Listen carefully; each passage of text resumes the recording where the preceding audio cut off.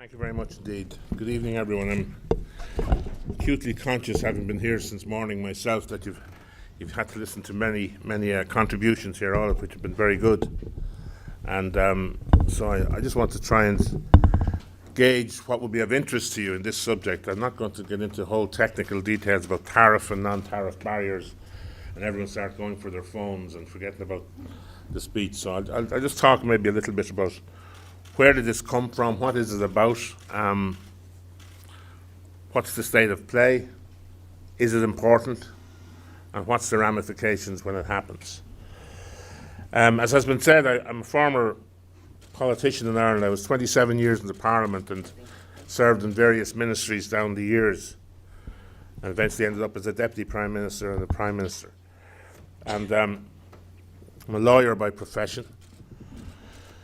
And as I say, I served in many governments under two different leaders before me, Bertie Ahern and Albert Reynolds, and had a very interesting time, whether it was as Foreign Affairs Minister, as a Finance Minister, as a Transport, Energy and Communications Minister, all the high ground of the economy, and started in the Department of Labour. They also put me into the Ministry for Health, but as you can see, I'm not the healthiest guy in the world, so they didn't leave me there.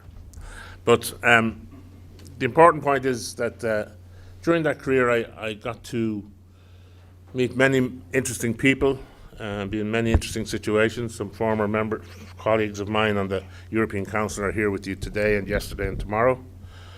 And I recall particularly, because I'm particularly conscious of talking to young people, that at a time when there's a lot of skepticism about politics, during my time as a foreign minister, I met a lady who was a foreign minister of one of the new accession countries in Lithuania. She had been born in one of Stalin's gulags.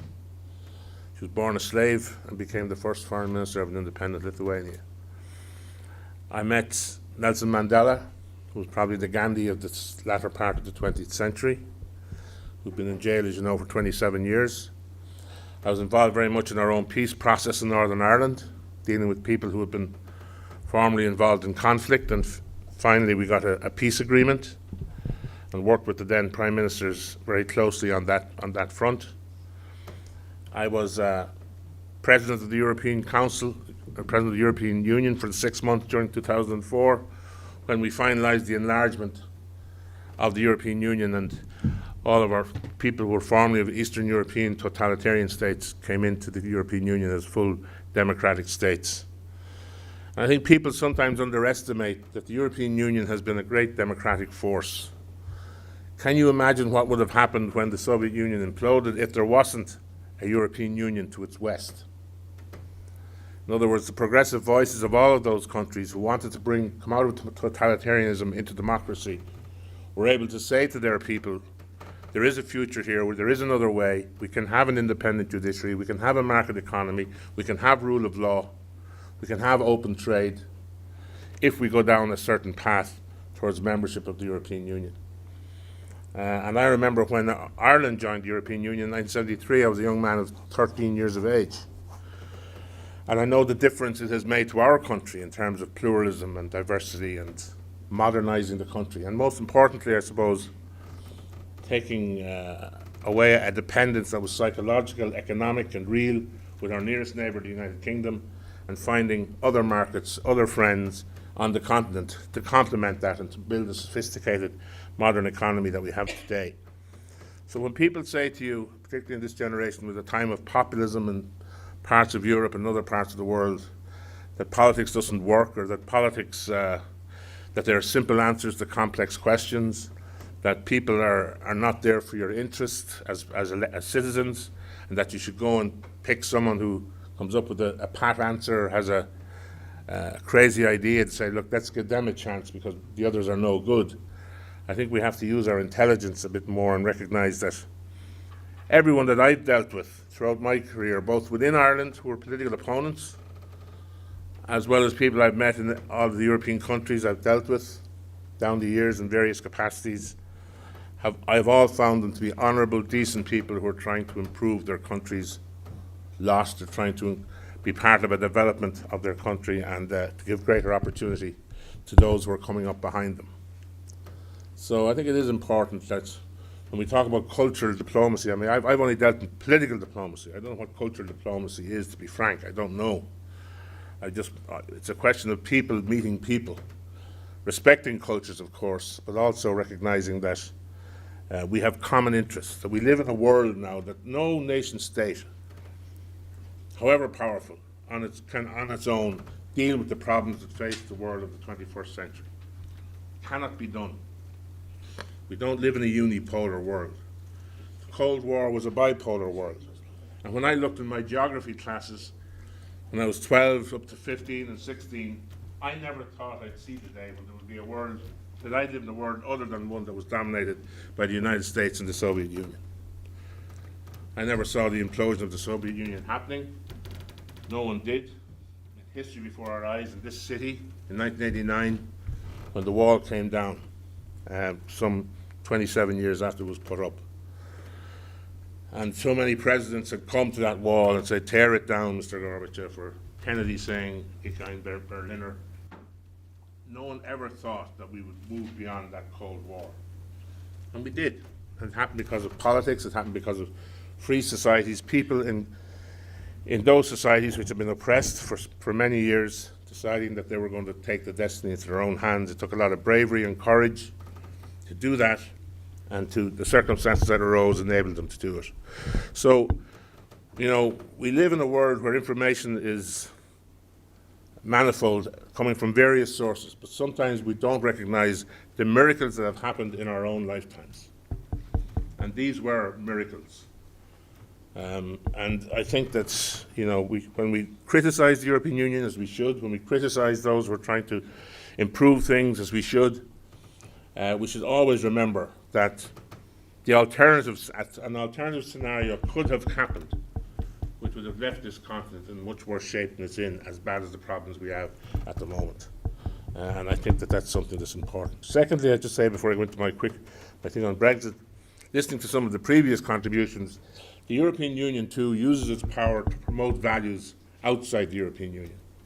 And when we talk about, for example, Africa, when we were with the presidency of the Union, representing the Union, I remember that I was in 57 different destinations in 183 days. So in those 6 months of the presidency, we were representing the Union, not always 57 different places, but 57 locations. We were meeting people from the Chinese, meeting the Russians in the Kremlin with Putin in his first manifestation, meeting the new African Union. And I think the African Union is, if you like, an attempt by Africa to replicate in some way what the European Union has achieved, to try and come together and find common solutions to common problems. And I think that, you know, the governance issues that were raised, colonization was a terrible thing in Africa. The biggest disappointment was decolonization, in terms of how it was handled by the people who lived in it. And we know from the Zimbabwean experience, for example, the great disappointment that we had with Mugabe. The fact that he was educated by Irish missionary Jesuits, by the way, when he was a young man, is something that I'm not prepared to take responsibility for. But it's an indication that the European Union, in its interactions globally, is always promoting its values, always trying to make sure that we improve governance, that we avoid corruption, that we try and get people to deal transparently with the problems that we have, so that we can have mutual benefits. It's not that we're a charitable organisation. We're all protecting our interests, promoting our interests. We're not naive free traders, you know, dealing with people all around the world. But what we're trying to do is ensure that people have a decent life, both within the Union, and that those whom we deal with import some of the standards that we have, that we insist upon, as well as simply the goods and services that we provide. So, those few words were about what we've heard. Brexit, what is it? It's a bit of a disaster, to be honest with you, because no one seems to know what are the things we know about it. We know the British are leaving. We know that they had a referendum, which was only advisory under their constitution, but they took it literally, went out at number 10 Downing Street that morning and said, we're leaving. Big mistake. Then we had a snapped UK election. Miss May didn't get the majority she expected. She's now depending on some votes from Democratic Unionist Party in Northern Ireland. We're not seeing the peace process proceed as we would like in Ireland, but we're also seeing that if they leave, we're going to have a problem on the island of Ireland as well, in trade terms, and in many other ways as well, in ways which brought the conflict to an end. We don't see borders going back up again.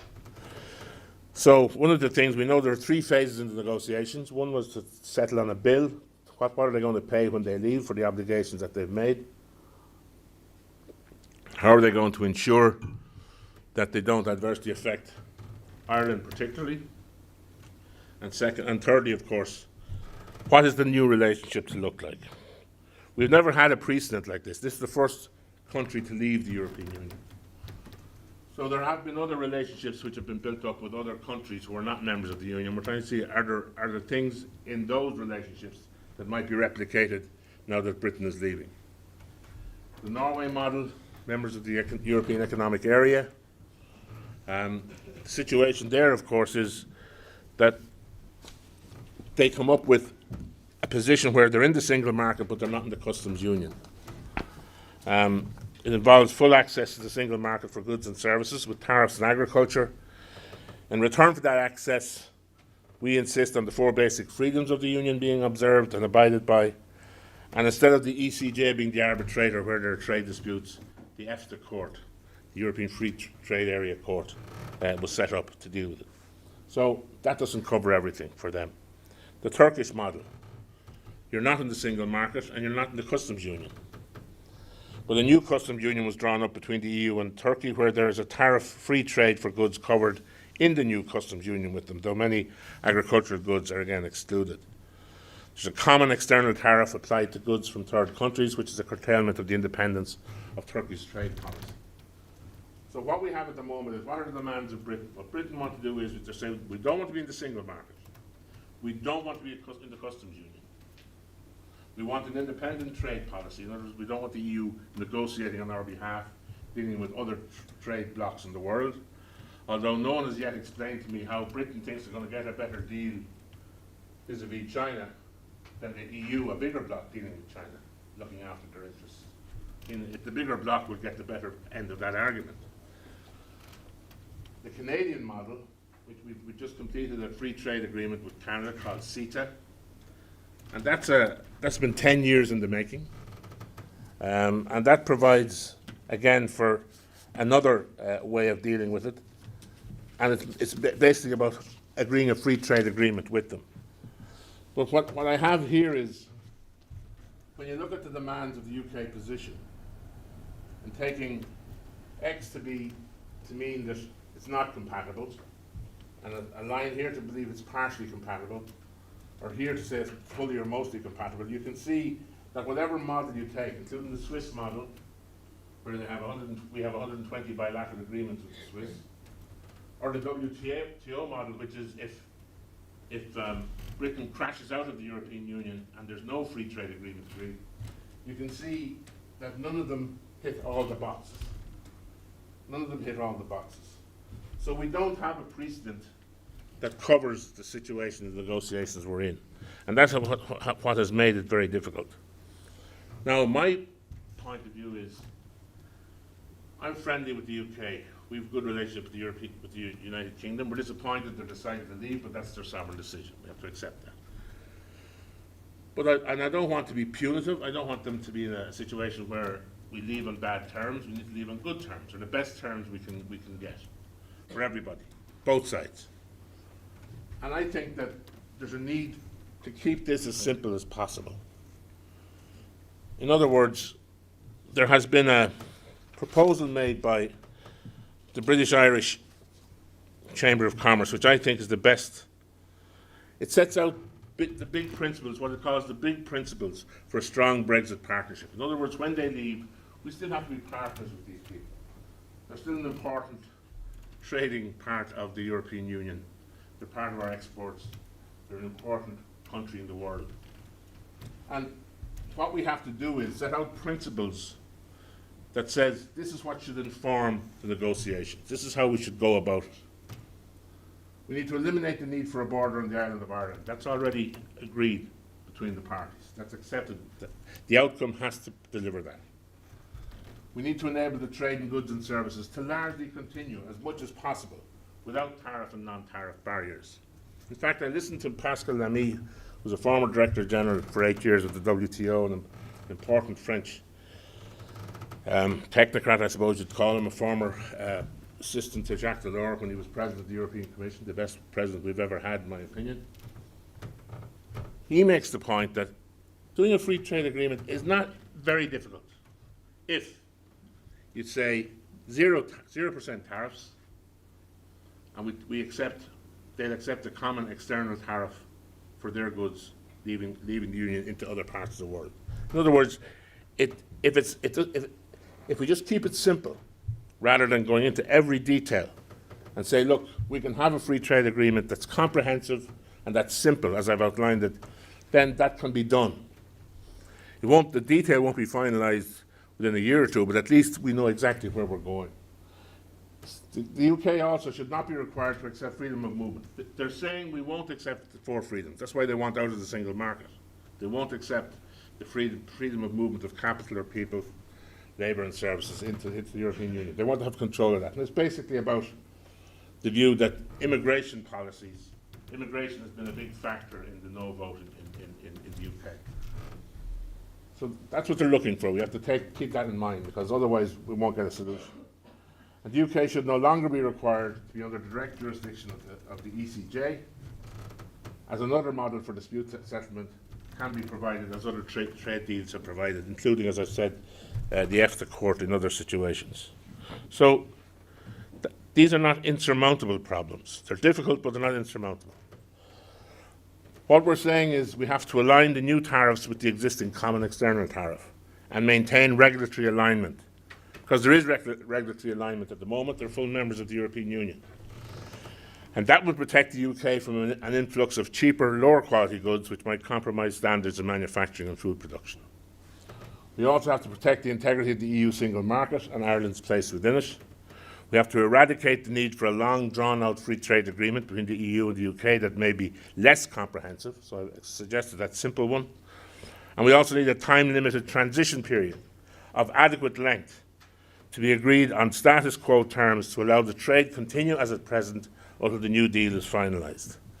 So if those principles are kept as I've outlined, if we can go into negotiations, the detail that's starting now, with those objects in mind, we can find solutions, in my opinion. Access to EU labour for the skills that UK businesses need, and likewise UK resources for EU benefit. In other words, if they want to have a view on what they'll take in, then the EU should have a view on what we'll take in from the UK side. If they're getting rid of that freedom, it has to be reciprocated. Because at this stage, they'll be a non-member. They'll be a non-member of the European Union. We have to have access for the UK to new global trade deals that are mutually beneficial while working independently of, but in parallel with the EU. In other words, if they want to have an independent trade policy, it shouldn't be beyond the possibility that trade deals could be cut simultaneously as the EU are negotiating, in parallel with, though independent of the EU, so that at least we're on basically the same track. And lastly, an alternative model to the ECJ for dispute settlement, just as exists in other trade deals, can be provided. So the trade-offs that we're trying to handle here are simply this. The UK gets to manage its own migration, get the skills it wants, but the EU preserves its own integrity through controls on UK people entering the European Union. So it's a reciprocal arrangement. Secondly, the next trade-off is the UK recognises it does better by tracking future EU trade deals rather than going out shopping to get worse value on its own, while the EU's global proposition is enhanced. So rather than them decide, they still have an independent trade policy, but it'll be in line with what EU is doing, although independent of it. It'll be parallel negotiations. The UK gets the benefit of EU standards and regulations, so it can trade on similar terms, even if its role as an inputter rather than as a final arbiter will be the case because they won't be a member anymore, while the EU maintains its legislative prerogative. And the UK gets to participate as a valuable member in key EU groupings on such common interest areas as education, aviation, energy and security. That, together with a strong post-Brexit relationship with the UK, is good for what the EU itself wants to do in the future as well. So that's my idea of how a deal can be struck. It doesn't require much movement from both sides. It's comprehensive, and it's doable if the political will is there to do it. It just needs a little bit of creative thinking to give them the independence on trade policy that they're looking for, while at the same time making sure that we don't undermine the European Union negotiating position. Instead of the customs union, they've agreed, as they said, to do a customs partnership, which will basically mirror what they have already, but called a bilateral deal between the UK and the EU. Because I don't see any other way they can get this done successfully. Otherwise, they're going to go out crashing with a WTO situation arising, which would be disastrous for everybody. Now, what's the EU 27 going to do when they're gone? Obviously, it's a new situation, and already there is a white paper on the future of Europe, which has been outlined since last year, which is a discussion that's taking place as a result of that. Do we carry on as we are, delivering on a positive reform agenda? Do we do nothing but the single market and not be as ambitious as we have been before? Do we let others go off and do more if they want, while others do less? In other words, this two-speed Europe idea. Do we do less more efficiently and put back on the EU agenda, or do we do more together? That basically are the 5 options. And in my opinion, the 6th scenario was given by Mr. Juncker himself, the President of the Commission, when he gave the State of the Union address last September to the European Parliament. And people should read that and see that we can still maintain an ambitious programme. There's 3 fundamentals about the European Union that are not negotiable to be a member: freedom, equality, and the rule of law. And if you stick to those, if you understand that that's what the European Union is about, democratic freedoms, promoting a social Europe, a Europe that helps to deal with the vulnerable, a Europe that has always had a social policy as well as an economic policy. And if you look at the rule of law as being the absolute sine qua non for membership, we have a common law, we have a European law framework, you live or die by it, and you accept the decisions of those who arbitrate when disputes arise. There are a lot of other things we need to do. We need to complete the single market. And the single market is often spoken of very glibly. Imagine what it would be like if you hadn't the European Union, if you hadn't a customs union, if you had people making their own products, all with different currencies, having to cross national territories, Ireland to go to Greece, pass through about 5 countries to get it done. Imagine what sort of a Europe we'd be living in. It'd be a very inefficient one. Single market has been the single most important thing that the European Union has done in recent times in terms of its competitiveness. But we also have to bring about a single market in the digital economy. That's the new economy that's coming. We need a union, an energy union. We need to make sure that we're cost competitive in that front. We need a deeper and fairer economic and monetary union, including a banking union.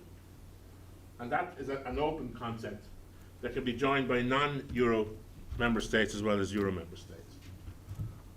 We need to see the European Stability Mechanism, which has come up as a result of the crisis,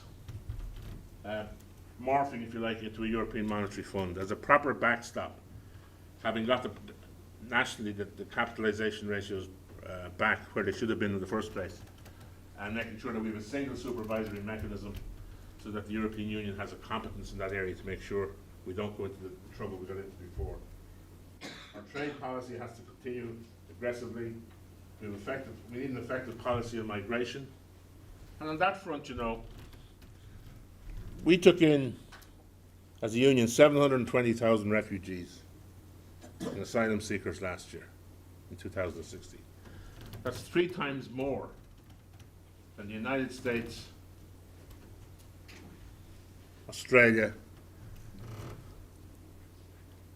and Japan put together. So, whilst we have an effective policy at the moment, we need it. And we shouldn't be surprised. One of the things is regarding our external relations with other trade blocs and with other parts of the world, we need to make sure that these are mutually beneficial. Why? Because if you look at North Africa, why are people surprised that the average income is €5,500, and they look across onto the Straits of Gibraltar and see that the average income there is maybe 25 or 30,000 euros? Why are you surprised that so many people from that part of the world want to come to the European Union? Unless we can help them build their own economies through having proper trade policies with them, giving them a chance to raise their standards of living at home. People in the north, the northern hemisphere, shouldn't be surprised that so many of the southern hemisphere are coming to have a chat, coming to live here, coming to look for work here, because they can't get a living that meets their expectations where they are. And in all of the areas of instability, whether it's political instability or economic instability, you're going to have proper external relations by the EU, which are far-seeing. I mean, we talk about Africa and the Caribbean states. We had the Lomé Convention back in 1975. It was the first time we had a deal, if you like, a trade deal by the European Economic Community as it was with African countries. And in 45 years, have we done enough? Have we built in sufficient reciprocation to make sure that that was a successful outcome? Has the Euromed process worked to the extent that it could and should have? It hasn't. And our neighbourhood policies haven't been robust enough, and we haven't given enough attention to these issues. Because migration will continue for so long as there is such relative inequality in the world. You've got to make sure that you give everyone a chance to be part of this economic dividend that prosperity can bring. And of course, in relation to terrorism issues, internal security and defence, we've got to do more and work together. So unity, finding common purpose within the European Union on all of these fronts is a critical factor in a successful European Union. And the Brexit issue is an unfortunate development. We'd rather it wasn't happening. It's going to happen. I'd love to think that there was going to be a Pauline conversion. But, I know my British neighbours well. They've made the decision that they're leaving, and they're leaving. And what we've got to do is do a good deal with them. It can be a good, generous deal. It doesn't have to. I don't believe in punitive deals. I don't believe in. I can understand what people feel about it, because we all accept one thing: the benefits of non-membership can't be better than the benefits of membership. That's a basic law, I suppose, that has to be accepted. Because there are benefits of being in the European Union, and you shouldn't be able to have your cake and eat it, as they say. By the same token, the UK is a critical partner in many of these areas with us, whether a member or not. And we need to find a comprehensive deal which, as I say, can meet the requirements of the situation. It's not easy dealing with competing demands which require you to square a circle. But at the same time, I think there should be sufficient negotiating skill and ingenuity at the table to make sure that we come up with a solution that we can all live with, that doesn't create more borders within Ireland or in the European Union, that allows us to continue to do our trade, allows us to continue to have a good relationship with them. Unfortunately, they've decided that membership isn't going to be the nature of that relationship. But at the same time, I think we've got to be clever and box clever in these negotiations and make sure we don't all end up going down a cul-de-sac with a crash out of the European Union by Britain, which would be the worst of all worlds. Thanks very much indeed.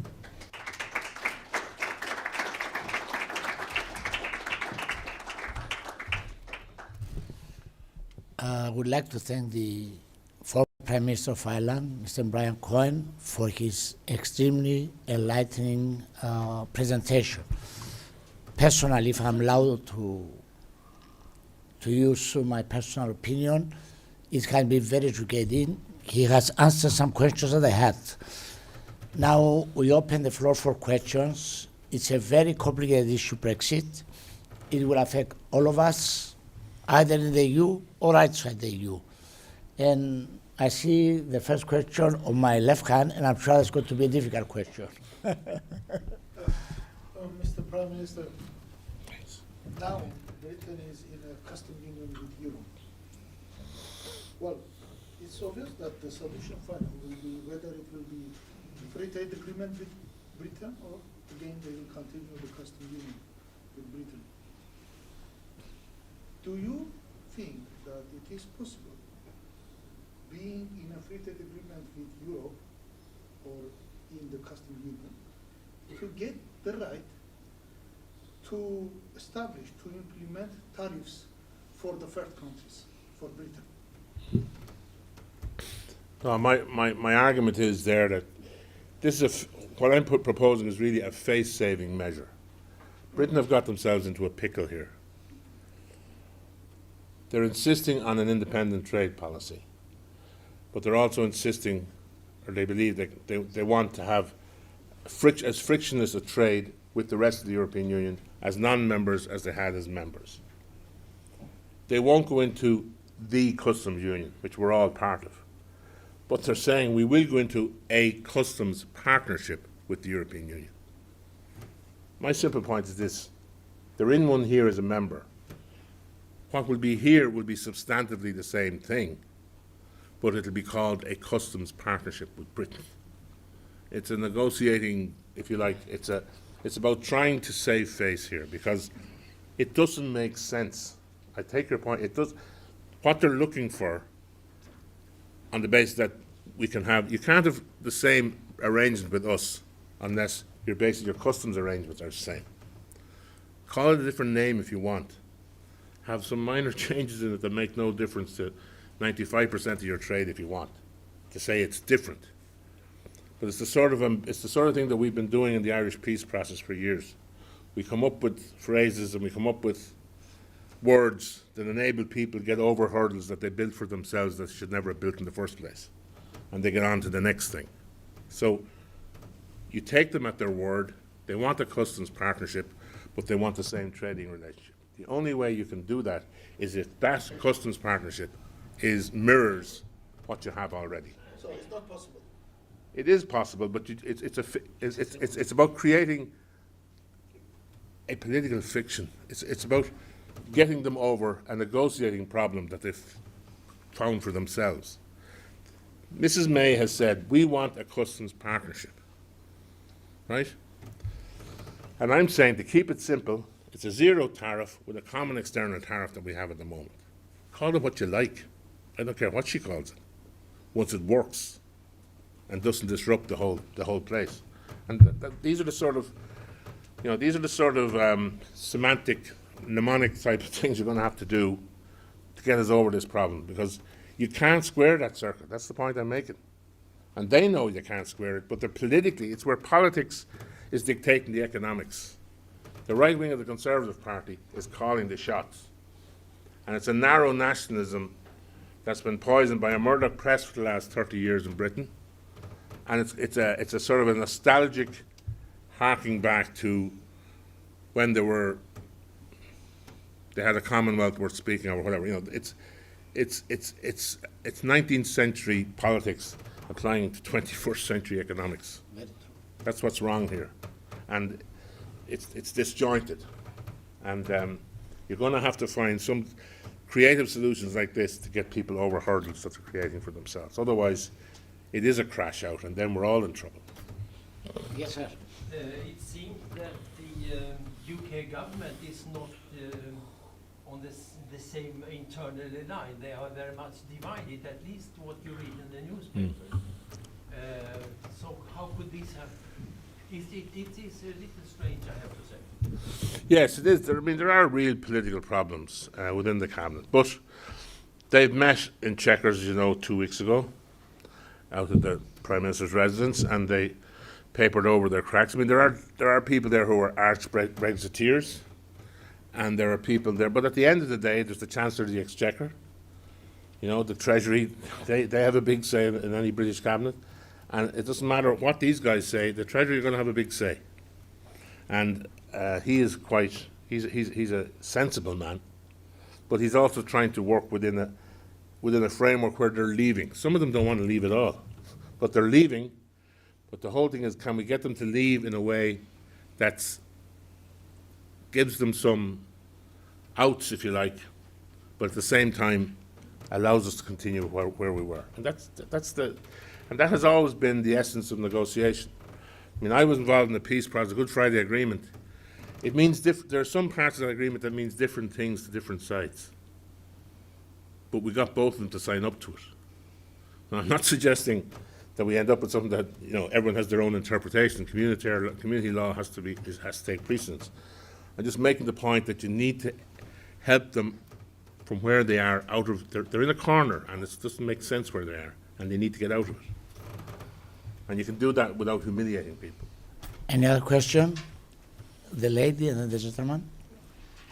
Your name, please. My name is Alina, and while after the shock of Brexit wore off, there was also debate not only of what the UK would do, but what the EU would do. And there's huge talk of the EU needing reform itself. Would you agree with that? And if so, what are some of the main things that you feel would need changing? Well, the EU is an evolving project all the time. It's not a static idea. It's a dynamic idea that moves all the time. And we went through a period of about 10 years there of what I call constitutionalization. We were talking about new treaties and little changes coming and, you know, trying to edge it. But at the end of the day, however messy it might look, you know, it is the consensus of the time. It's what is possible at any given time.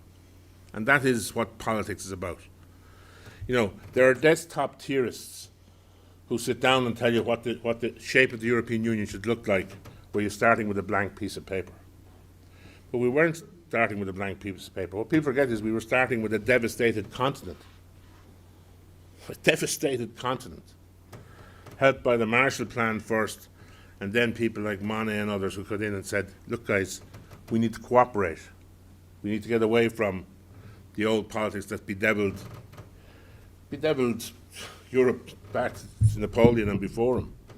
We had to get away from the big power syndrome to a cooperative model, where France and Germany, I mean, who would have thought within 20 years of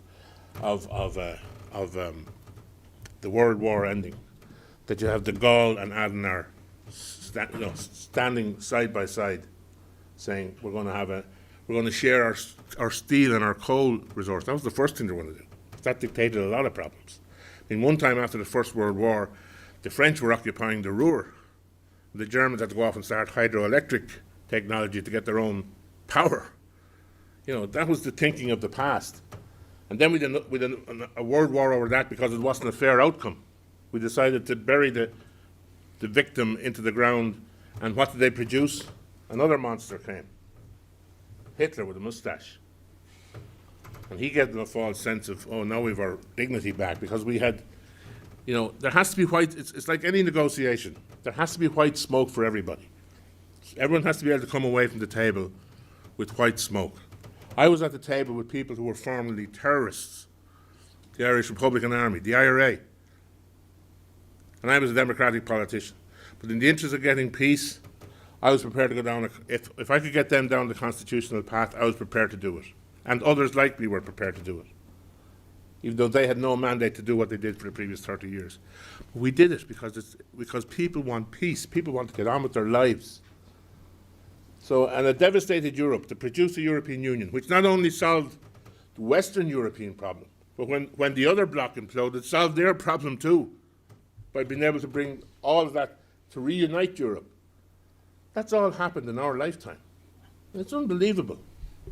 And sometimes we think, oh, that was going to happen anyway.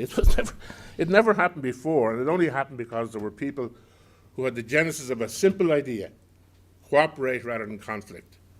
And we'll all be, it's not a win-lose. In other words, all conflict situations arise because there's a zero-sum mentality. It's a win-lose situation. What we have to create is win-win situations. And like there was with the Treaty of Rome or Lisbon or any of the ones that I was involved in, or indeed this one, which is a bilateral between Mr. Barnier and Mr. Davis, we have to find a win-win situation that's sustainable and that can get us on to the next stage of development. That's what good diplomats and good politicians do.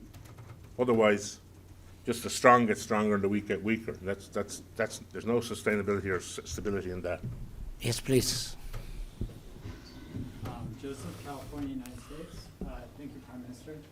My question is, as Brexit was a historic vote, and could we be possibly looking at a potential upcoming reorganization of the UK? I mean, one can wonder if the Scottish referendum were held now, what that would look like with that vote. So, and if there was maybe more like Scottish independence or possibly Northern Irish independence, could that reorganization be helpful for this transition, or if that's not even possible at all? What are your thoughts? But there are nationalists throughout. There are Welsh nationalists, Scottish nationalists, Irish nationalists. There are now English nationalists. But I think the UK has been, since Edmund Burke's time, great. If you ever want to read a good book to understand Britain, read the Reflections on the French Revolution by Edmund Burke. He was an Irishman, by the way, but he was a very clever man. But he came up with an idea why you can make progress without revolution. You'd be pragmatic and you'd be sensible, and he was the Whig, the Conservative, if you like, the Tory. But so what I'm trying to say to you is, no, it's not about disaggregation. It's about integration. But it's the level of integration you can achieve at any given time. Those who are very anti-EU, like the Thatchers of this world, spoke about they want to make it a superstate. There'll never be a superstate. That's never going to happen. Churchill spoke. The first guy who spoke about the United States of Europe was who? Winston Churchill spoke about the United States of Europe. But he never saw England being part of the United States of Europe. He never saw Britain as being part of it. That's why de Gaulle said no in 1961 to Wilson.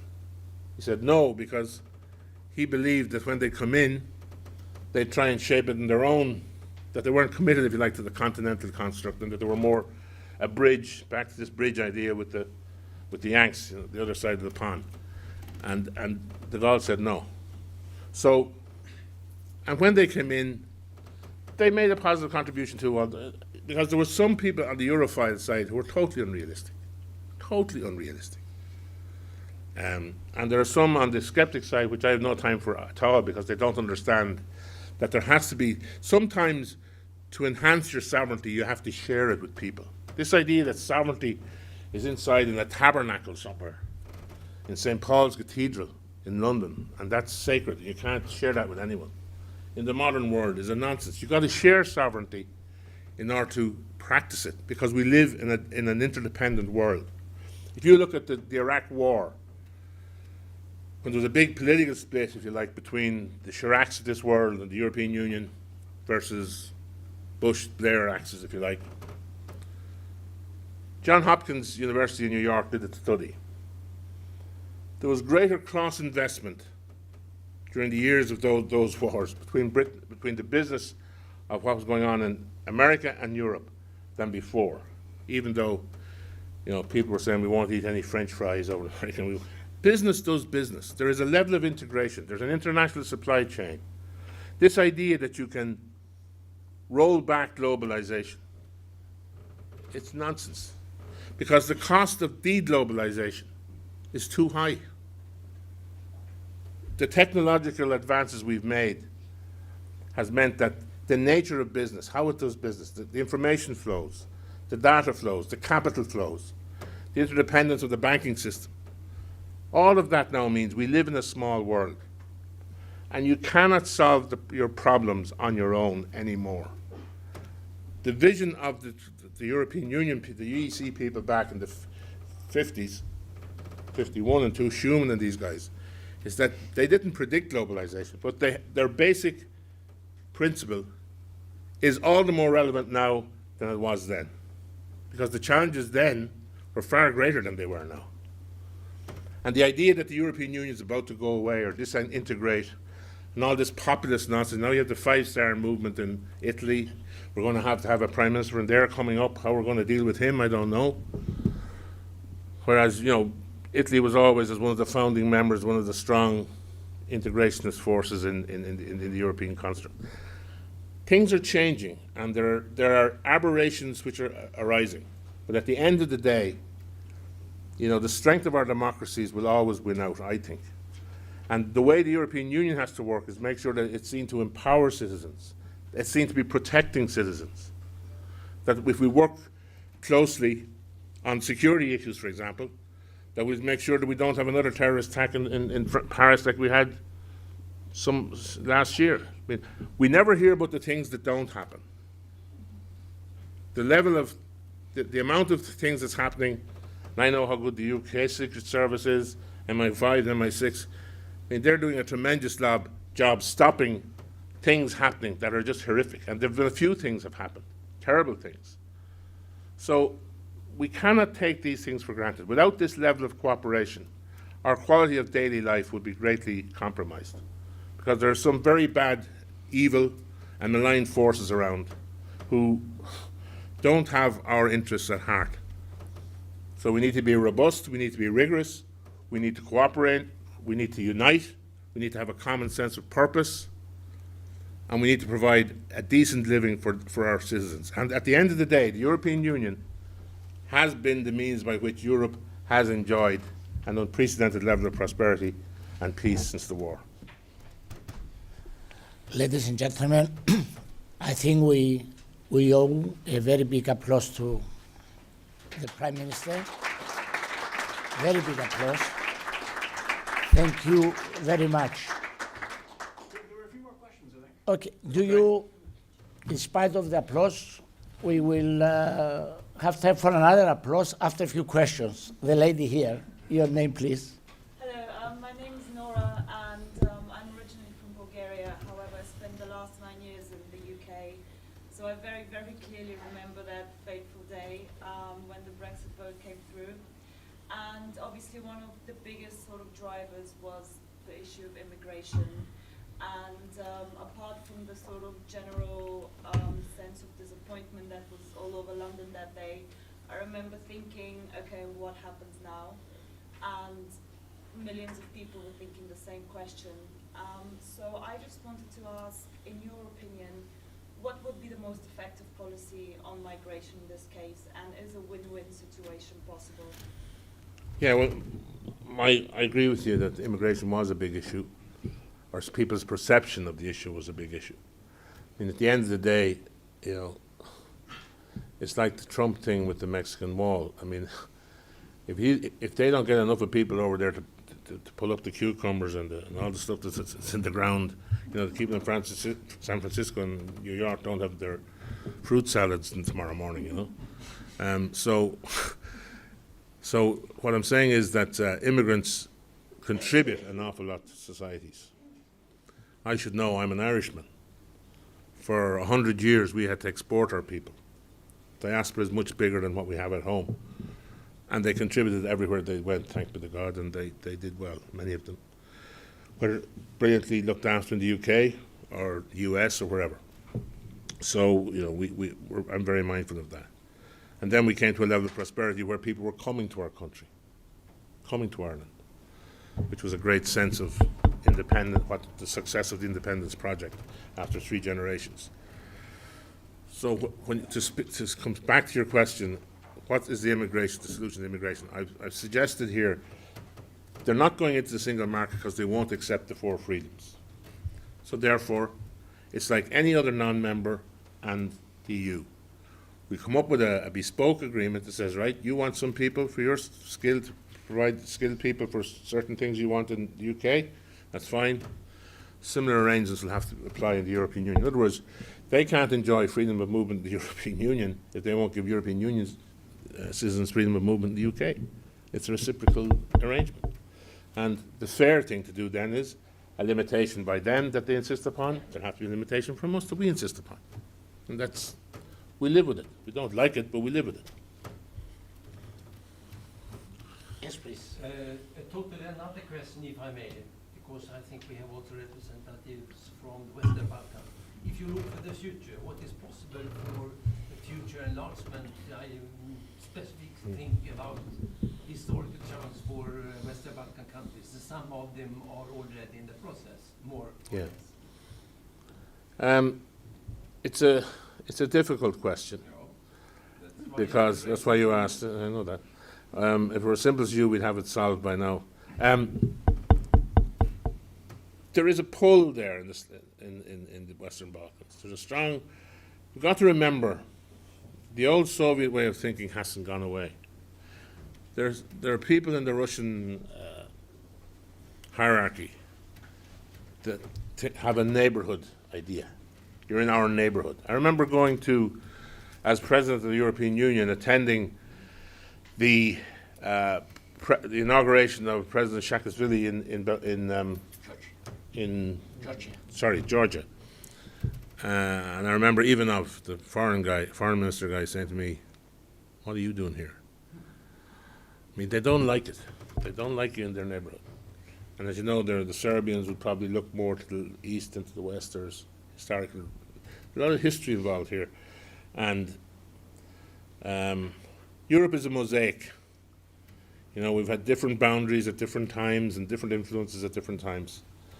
But I'm very simple about, I think we need to bed down with the 27 that we have. I think we need to develop a more robust neighbourhood policies here. We sort of lost focus a bit. If we have strong neighbourhood policies short of full membership, I'd be pragmatic on this. This doesn't have to be this idea. Do we end up where the borders are, does Israel become a member of the European Union? I mean, where does it finish? Where does it end? Where does it finish? We're no longer, since the enlargements, various enlargements, including our own, back down the years, the European Union is not the homogeneous EEC it was the 6 or the 9 or even the 12. Because there were different stages of national development. There were political imperatives after the implosion of the Soviet system that meant we had to do what we did, and it was the right thing to do, and they're all very positive members of the Union now. And as I say, it was a very proud moment for me in the Phoenix Park, when the President and others, and we were all there at the Irish President's residence when all the flags went up, and here it was, 1st of June 2004, Europe reunited basically under the EU umbrella. Very moving experience, and very moving for those who were representing those nations who were there. I saw it myself at first hand. But we need more robust neighbourhood policies rather than deciding Western Balkans, you're in next. Because we need stability. And we can only progress with stability. And we've seen what's happened in the Ukraine. We've seen what, you know, the Baltic countries having to put up with various provocations from their big neighbour there. So we need to make sure we can look after our own house. I'm not saying the Western Balkans should never become members of the European Union, but I'm saying it's a more long-term perspective and more rigorous neighbourhood policies that encourage progressive forces to come the democratic way, and governance issues and anti-corruption issues, and there's a whole lot of issues that need to be dealt with as we that doesn't, if you like, affect the quality of what we have. And I think that's we're now entering into areas where none of that can be taken for granted. We might take it for granted a bit before already, and passed on it. So we need to be careful. Another question? Yes, Good please. afternoon. My name is Alessandra. I'm actually from Italy. So, as you mentioned, we just witnessed. I hope I didn't insult you, but No. We just witnessed, I think, like one of the worst scenarios happening in my country. And one of the parties that was kind of like pro-Europe, just obtained like few percentage of the population. And I think like a concept like Europe is so far away in Italy from the citizens. So what do you think are ways that the European Union could implement to get closer to the citizens' rights in a way? by addressing the day-to-day needs of the citizens. You know, we need an energy union. We need to improve the competitiveness of Europe. We need to get more jobs into Europe, more investment into Europe. We need a more effective migration policy. I mean, I think the Italian people have been very noble in what they've been able to do in terms of the amount of migrants they've been able to try and look after with what's coming across them directly. I mean, it's very difficult politically to deal with shocks into your domestic system like that and maintain stability and avoid populist, rather sectional voices arising which play to the prejudices of people. Because people are feeling insecure. We've got to acknowledge that there's economic, social insecurity within the European Union amongst many people. There are many young people who can't get jobs. We shouldn't underestimate the impact of the financial crisis, how the banks acted irresponsibly. I know it cost me my career, but I had to do whatever I had to do to get us back on track, knowing that politically I wasn't going to be re-elected by implementing the policies I had to implement. But, your party's important, but your state's preeminent. You got to get the show back on the road. And there'll be other people to do your job anyway. You're not indispensable. The day you think you're indispensable, you're probably 6 months there too long anyway. Everyone else thinks you should be gone. So the point is, to answer your question, I agree. We need to get back down to. We've had too much talk about what does it look like. What's the constitution of this? We've had so much of that. I've gone through all of that as a foreign minister. I tell you, do your head in. What we need to get back to is economic policies that work. Solidarity. We need to show solidarity to the vulnerable. We have a social construct here as well. You see, globalization is unfair. I'm not saying globalization is a great. There have been hundreds of millions of people taken out of poverty as a result of globalization. Let's be clear, in many parts of the world, but relative inequalities have grown. Relative inequalities have grown, and people want that offends people's sense of fairness. People just want a fair deal. They just want to be able to, settle down, rear their families, go to work, have dignity, have some security of a pension system that works and that's paid for and that's sustainable, have a health system that works for them, that you don't succumb to every vested interest in the place. They're all pulling out of it, and you can't get your child is sick. This is what politics should be about. This is why I went into politics. This is why my dad was in politics. My grandfather fought the independence struggle, because we wanted a better deal for our people. Now, the only way you can do it is be relevant to their needs. Don't be up here having, great chats on French television about social democracy or something. Get down on the ground and talk and get people and show that you're relevant. And I do have to say this, that one of the mistakes of the European hierarchy has been to emphasize, which it is, the greatest peace project yet invented, the European Union. But that's distant for a person born in 1980. I mean, that's like me born in 1960, you're talking to me about the First World War. I wasn't around. My grandfather, I know a fellow that was in it, but I wasn't in it. So, you've got to get back to immediate concerns about being relevant. And you see, outcomes. You have to have consensus building, but you've got to have decisions. And that's down to the quality of leadership. Kohl was a great European. Mitterrand was a great European. They made the big decisions. And when the European Union is big and bold, it gets people's attention. The unification of Germany couldn't happen without the European Union. The euro area, the euro currency could never have happened without the European Union. These are big and bold decisions that affect the ordinary lives of thousands of people, millions of people. Similarly with prosperity, jobs, investment, education, health, make things happen that benefit people. And you'll have no problem getting supporters of the European Union. Ladies and gentlemen, I'm in the pleasant position to ask you for a second time for a big applause, which is very well deserved, very well deserved. Just